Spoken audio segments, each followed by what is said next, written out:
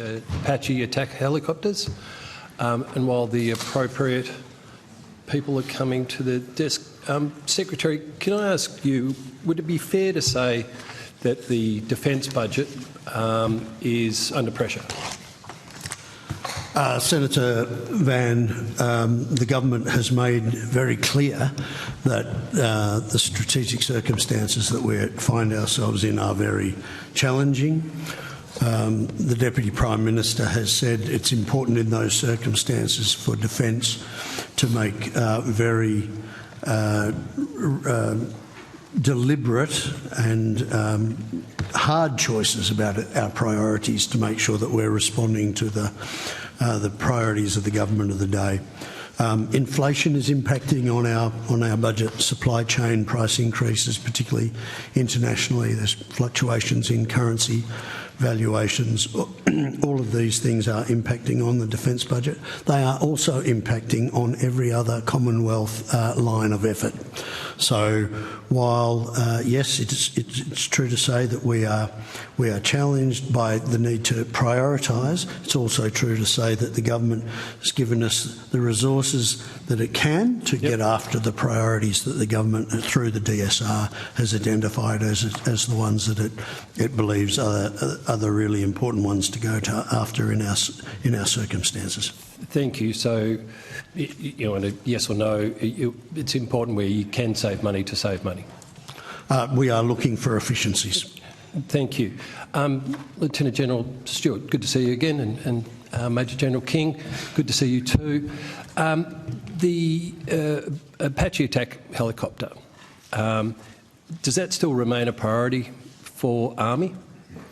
Yes, Senator. Given that the US have cancelled their fleet of attack helicopters, would it not be a prudent place to look as somewhere that we could achieve savings by cancelling that program? Thanks for the question, Senator. What the US have, my US counterpart has recently announced is that they're not going to proceed with their future program, which was designed to replace current capabilities in the 2050s and 2060s. The Apache helicopter, along with the Black Hawk and the Chinook, will both be operated by the United States Army and the other services until the 2050s and potentially into the 2060s. One of the important things about the Apache helicopter, and one of the reasons why it was selected for the ADF's use, is that it has the capacity to human-machine team. So in other words, as we move from a predominance of crewed systems to a predominance of uncrewed systems, there's a very necessary sort of waypoint in between, which we described as a human-machine team. So that's the combination of crewed and uncrewed systems. Like GhostBat?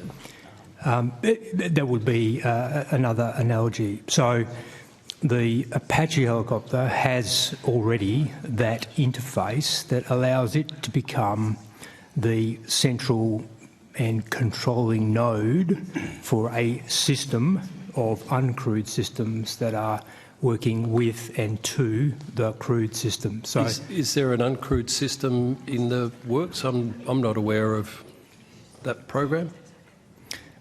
There's not a specific one, but some of the work that our US colleagues have been doing in those future programs are working on exactly those kinds of technologies.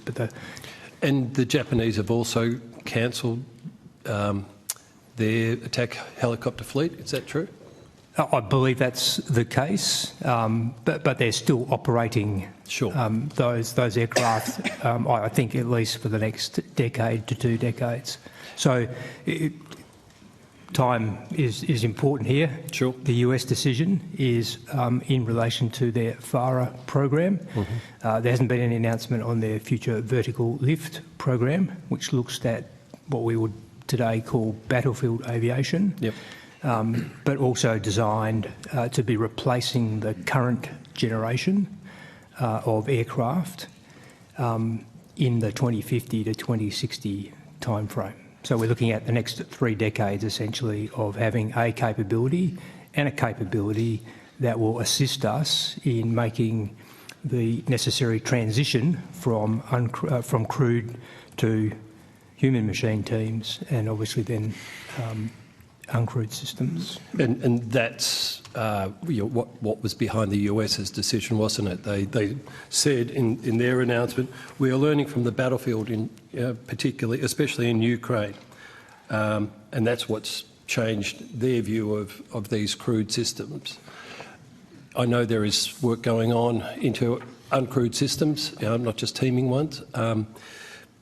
Do you think that Australia, not having its embassy open in Kiev, is that restricting our ability to learn from that battlefield?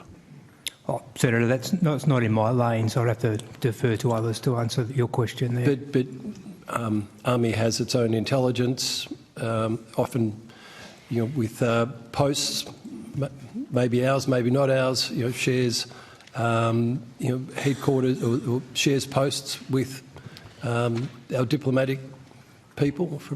Senator, if I could interject, General Campbell, we've got very good engagement with a number of European partners, NATO and the United States, in terms of sharing and learning with regard to both the lessons of the war in Ukraine and also those things that are distinct about that war that shouldn't be drawn as generalised lessons. So I don't think the question of where our diplomatic representation is in any way affecting the quality of the insights that we are able to gain with regard to that conflict.